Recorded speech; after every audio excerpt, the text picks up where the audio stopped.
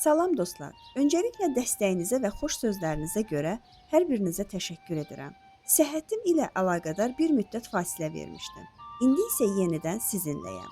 Harvard Business Review-nun kitablarından olan Duyğusal Zəka adlı kitab ilə tanış olacağıq bu videoda. Xatırlatmaq istərdim ki, liderlik, innovasiya, strategiya, kendinizi yönətmək, insan yönətimi, girişimçilik kitabları ilə tanış olmuşuq. Həmən videoları da izləməyinizi tövsiyə edərəm. Bugün isə çox aktual mövzu olan duyğusal zəkadan danışırıq. Dostlar, qeyd edim ki, bu və bunun kimi bir çox mövzular yalnız idarəçilərə aid deyil, yalnız təhsili olan insanlara da aid deyil. Bunun kimi videolar, kitablar, kanallar, vaxtının dəyərini bilib faydalı məlumatlar əldə etmək istəyən hər kəs üçündür. Hər hansı bir termini, elmi informasiyanı bilmək üçün diplom lazım deyil. Bilmək üçün elə bilmək lazımdır. Yəni, bu video qarşınıza çıxdısa, bu sizindir və haqqınızdır. İzləyin, özünüz üçün qeydlər aparın, fikirlərinizi bölüşün. Qeyd edim ki, 3 kitabdan sonra bu seridən olan videolarımız bitəcək və bu videolardan daha faydalı necə istifadə etmək olar, o haqda da bir video çəkəcəm sizin üçün. Hələ ki izləməyə davam edirik. Həmişəki kimi kitabın mündəricatı ilə tanış olaq. Lideri lider yapan nədir? Liderliyin təməli. Adil olmaq nədən bu kadar zor? İyi liderlər nədən kötü kararlar alırlar? Qrupların duyğusal zəkasını oluşturmaq. Kötü muamelenin bədəli. Dayanıklıq nasıl işlər? Duyğusal çeviklik. Geri bildirim korkusu. Gənc və bilgisiz. Dostlar, indi nə edirik? Videonu sona qədər dinləyirik və mən sizinlə sağollaşdıqdan sonra digər videolarda da olduğu kimi hər bir məqalənin qısa özəti olan hissəsinin kitabdan şəklini çəkib ekranda yerləşdirəcəyəm. Sizə maraqlı gələn məqalə ilə bu şəkildə tanış ola bilərsiniz.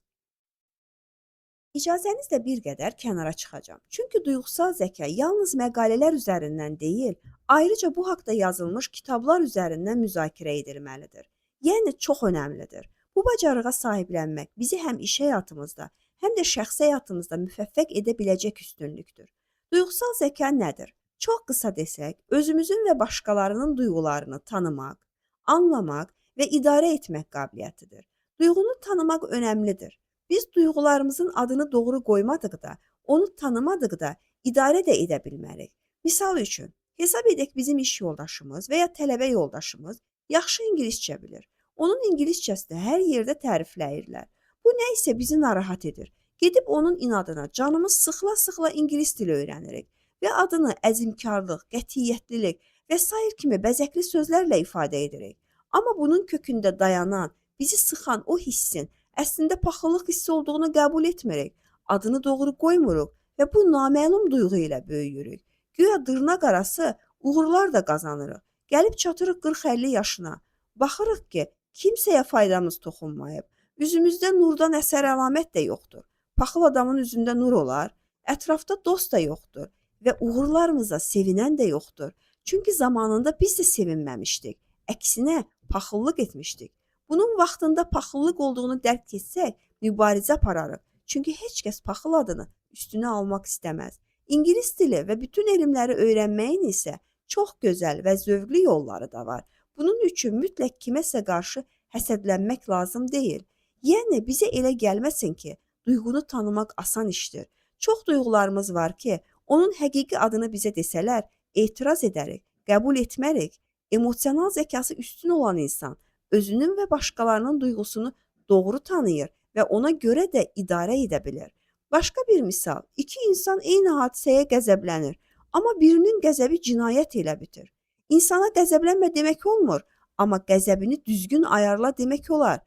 Burada Aristotelin Nikomaksın etikasından bir kəlamı yada düşür. O deyir, hər kəs qəzəblənə bilər. Bu asandır.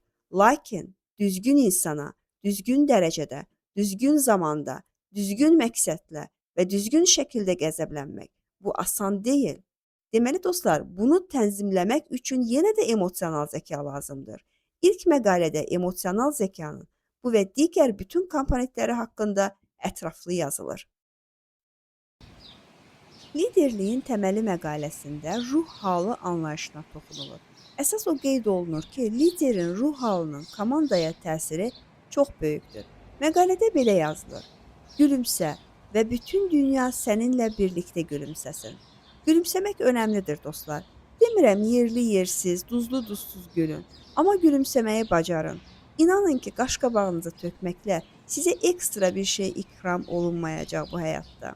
Və bu məqalədə bir araşdırma nəticəsi paylaşılır. Aydın olur ki, ruh halı bulaşıcıdır, yəni biri-birimizə ötürə bilirik. Amma bütün duyğular eyni sürəti ilə yayılmır. 1999-cu ildə aparılmış araşdırmaya əsasən ən tez sevinç duyğusunun yayıldığı müşahidə olunur. Əsəb duyğusu nisbətən zəif, ən zəif isə depressiya yayılır. Nə yaxşı ki, bu belə imiş. Öz başıma gələn bir hadisəni danışmaq istəyirəm sizə. Bir dönəm elə bir mühitə düşdüm ki, enerjisi mənə görə çox ağır idi. Hamımız belə mühitdən uzaq olmaq istəyirik. Doğrusu da budur. Amma hər zaman uzaqlaşmaq da olmur. Fikirləşdim nə edə bilərəm və bir ifadə gəldi ağlıma. Onu hər gün təkrar edirdim. Hətta mümkün olan hər yerə yazmışdım. Bəlkə də uşaqca bir davranış idi. Deyəsən amma işimə yaramışdı. O cümlə belə idi: Unutma, sən almadığın müddətcə kimsə sənə öz mənfisini sata bilməz. Növbəti məqalə. Adil olmaq nədən bu qədər zor? Niyə ədalətli olmaq bu qədər çətindir? Düzünü desəm, bu məqalə birmənalı təsir bağışlamadı mənə. Sizlərin də bu barədə fikirlərini öyrənmək maraqlı olardı. Qısa desəm, müəllif iki şirkəti, A və B şirkətlərini müqayisə edir. Hər iki şirkət maliyyə çətinliyi səbəbindən işçiləri ixtisar etməli olur.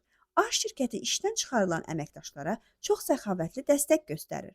Onlara yüksək işdən çıxarma və ya kompensasiya paketi təqdim edir. Bu paketdə maddi dəstəkdən əlavə, hətta yeni iş tapmaları üçün danışmanlıq xidməti ayırır və tibbi sığortalarını bir il müddətinə davam etdirir. Lakin rəhbərlik işçilərə niyə məhz onların ixtisar edildiyini izah etmir. Nəticədə həm işdən çıxarılanlar narazı qalır, məhkəməyə müraciət edirlər, həm də işdə qalan əməkdaşların motivasiyası aşağı düşür.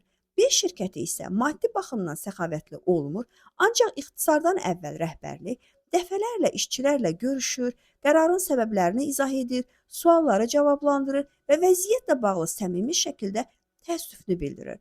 Buna sürəc ədaləti deyilir. Yəni ixtisar sürəcində şirkət ədalətli davranır, sualları cavablandırır, açıqlamalar verir.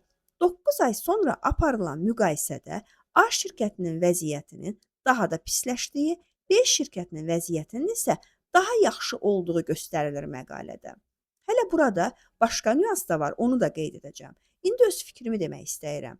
Dostlar, açığı mən inanmıram ki, işçilərinə bu qədər səxavətli kompensasiya paketi təqdim edən A şirkəti onları dinləməsin və ya tamamilə suallarına laqeyd davransın. Eyni zamanda B şirkəti kimi təkcə xoş sözlərlə kifayətlənib doğru maddi dəstək göstərməmək də tam ədalətli görünmür. Məncə ideal rəhbərlik bu iki yanaşmanı birləşdirməlidir. Yəni həm ixtisar müddətində işçilərlə şəffaf, ədalətli və səmimi ünsiyyət qurmalı, həm də ixtisar olunanlara yaxşı kompensasiya paketi təqdim etməlidir. Görün bu məqalədə həm də nə yazır? İkinci Dünya müharibəsində İngiltərənin önəmli siması olan Winston Churchilldən sitat gətirir. Bu Churchill Harbor hadisəsindən sonra Yapon səfirinə müharibə bəyannaməsi yazır. Bir növ müharibə elanı məktubu yazır. Və necə ki dostlar, biz məktubun sonunda yazarıq hörmətlə filankəs o filankəs, bu Churchill məktubun sonunu çox nəzakətli bitirir. Sizin itaətkar xidmətkarınız kimi sözlər yazır və xalq arasında tənqid edilir. O isə belə cavab verir. Baxın dostlar, bunu kitabda yazır. Bir insanı öldürməyə niyyət etmisənsə, nəzakətli olmaqla heç nə itirmirsən. Yəni dostlar, belə fikirləşirəm ki, əgər B şirkətinin etdiyi siyasət budursa, bizim tərəflərdə buna pambıqla baş kəsmək deyilir və heç də bəyənilmir. Sonra baxıram ki, sanki burada A şirkətinin geniş kompensasiya paketinə kölgə salınılır. Sanki şirkət liderlərinə o mesaj verilir ki, baxın, B çox xərc çəkmədi, amma əməkdaşlarla çox danışdı və bu lider şirkətini qurtardı və adını da sürəci ədalətli idarə etmək qoyur. Və bir tərəfdə də Churchilldən çəkilən bu sitat. Bəlkə də bu ifadə müxtəlif situasiyalarda fərqli məna daşıya bilər, amma zənnimcə səmimi, dürüst olmaq saxta nəzakətdən daha dəyərlidir. Yəni dostlar, belə bir araşdırma aparılıbmı? Bu A və B şirkətləri varmı və realda hansı şirkətlərdir kimi suallar yarana bilər və yaranmalıdır da. Sonunda onu demək istəyirəm ki, heç bir kitabı, heç bir məqaləni, heç bir müəllifi kör-körənə qəbul etməməliyik. Oxumaq vacibdir, öyrənmək lazımdır. Öz münasibətimizi bildirmək isə mütləqdir. Biz hər situasiyada öz məntiqimizi, zəkamızı, ədalətimizi, dəyərlərimizi nümayiş etdirməliyik. Əks halda biz deyə bir şey qalmaz. Bəzəkli modern terminləri istifadə edərək bizi öz mənəviyyat dolu zəngin köklərimizdən ayırmalarına icazə verməməliyik. Növbəti videolarda görüşənədək özünüzə yaxşı baxın, Allah amanında qalın.